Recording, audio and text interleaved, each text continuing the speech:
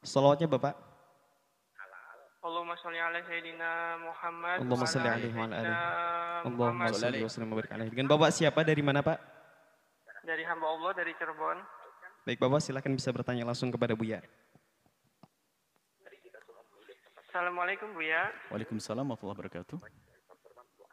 Semoga Buya dan keluarga selalu disehatkan oleh Allah. Amin ya Rabb. Amin ya Rabb. Buya, saya ingin bertanya. Silakan, silakan. Buya, kalau cerai Mungkin itu boleh nggak, Buya, suara kalau volume televisi atau radionya diperkecil dulu. Iya, maaf Buya. Maaf Buya. Ya, silakan. Silakan. Gini Buya, kalau saya mengajukan perceraian kepada istri, jika istri itu tidak tidak bisa memberikan batin kepada suami, itu boleh nggak menceraikan istri?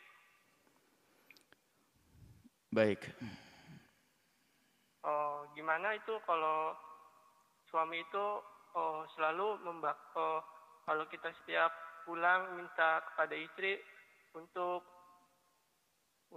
Baik. ya untuk apa namanya? Hubungan suami istri, keluarga suami istri, baik. Ya untuk meminta itu kebutuhan batin untuk suami, tapi istri selalu menolak, itu gimana Bu ya? Baik. Baik. Cukup? Kurang kasihan Buya. Semoga Buya selalu disehatkan oleh Allah. Amin, amin. Yaudah, cukup sekian. Assalamualaikum warahmatullahi wabarakatuh. Waalaikumsalam warahmatullahi wabarakatuh. Sebagai seorang suami, jika Anda menginginkan hajat Anda untuk terpenuhi dari istri Anda, pertama adalah harus dilihat apakah istri Anda punya uzur atau tidak. Misalnya dalam keadaan haid nggak bisa melayani Anda, atau mungkin dalam keadaan sakit yang menjadikan sebab tidak bisa melayani Anda, maka seorang suami tidak boleh dalam hal ini memaksa. Hukumnya haram.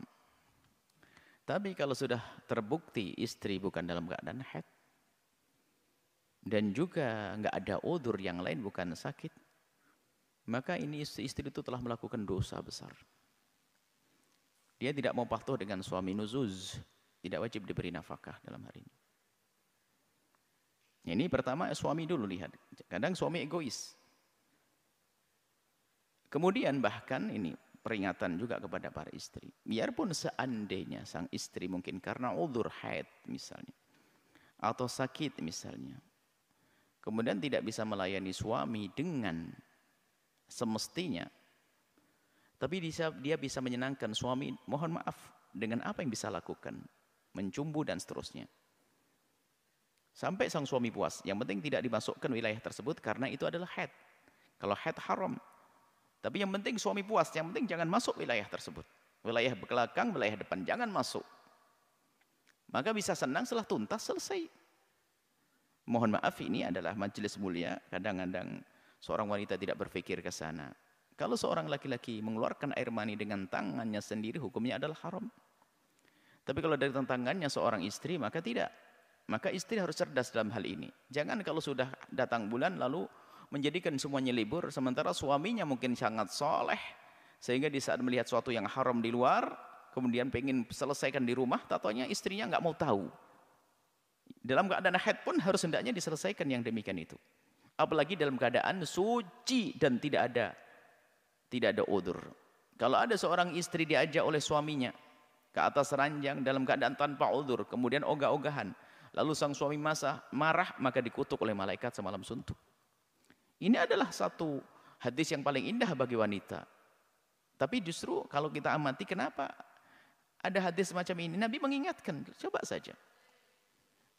Tidak seorang perempuan diajak oleh suaminya, ila firasyi, ke atas ranjangnya, fa'abat. Kemudian wanita tersebut ogah-ogahan. Fabata ghadbana. Kemudian semalam itu sang suami nginap dalam keadaan marah. Nah, la'anatul malaikatu hatta tusbih, maka malaikat akan mengutuk sampai pagi. Ini kalau orang faham kemesraan, ini adalah hadis yang paling indah untuk wanita.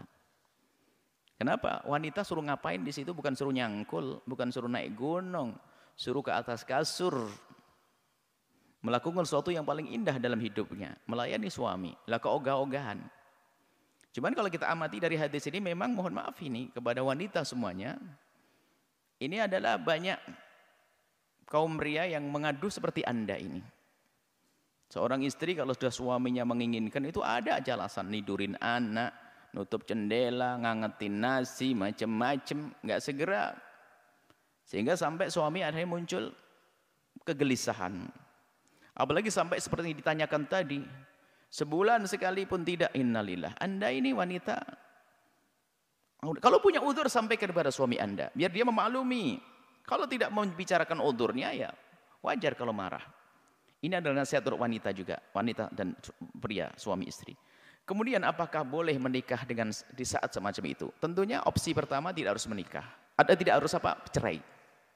Tidak harus bercerai. Karena apa? Mungkin dia memang tidak bisa melayani Anda, tapi dia masih memerlukan nafkah dari Anda. Anda bicara baik-baik dong. Anda bicara baik-baik. Karena bicara baik-baik tanpa harus Anda cerai, tapi Anda terpenuhi. Kan ada jalan dalam agama Islam. Misalnya mengambil wanita lain untuk dinikahi.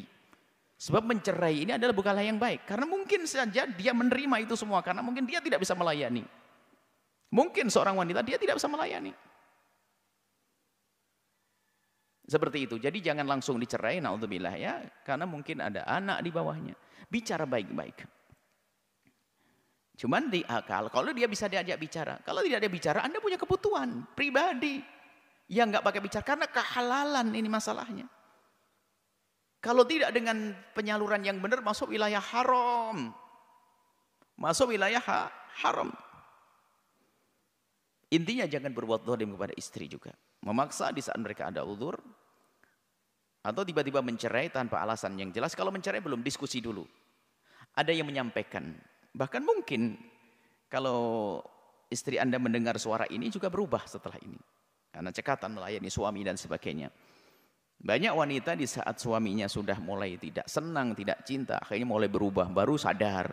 Atau suaminya, mohon maaf, melakukan keharaman dengan wanita lain, baru sadar. Ini adalah keterlambatan semuanya itu. Wanita semuanya harus cekatan. Kami menangkap dari hadis Nabi itu adalah peringatan keindahan sebetulnya. Jangan kalah dengan, mohon maaf, Anda wanita muslimah, mukminah. Jangan kalah dengan wanita yang menjual diri. Wanita yang menjual diri hanya mengharapkan rupiah ratusan ribu dia. Dia akan melayani laki-laki yang datang kepadanya kapanpun dan dia harus berperan mesra padahal dia tidak ada cinta sama sekali. Bahkan mungkin jijik dengan yang datang karena dia mengharapkan rupiah. Ini wanita yang kenal Allah, rindu kepada Allah untuk melayani suami dengan berperan mesra. Kenapa nggak bisa? Biarpun dalam keadaan dia tidak nyaman. Masa kalah dengan, mohon maaf, wanita yang menjual diri? Ini kami ingatkan semuanya. Suruh berpikir.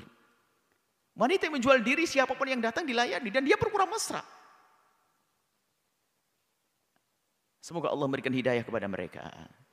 Wanita-wanita yang suka menjual diri, semoga setelah itu menjadi mulia di hadapan Allah. Kita tidak merendahkan, tapi kita mencontohkan ada orang-orang semacam ini. Lihat, mereka yang datang siapapun, bau wangi, bau kotor, tua, muda, mau penyakit, nggak urusan. Yang penting dapat duit.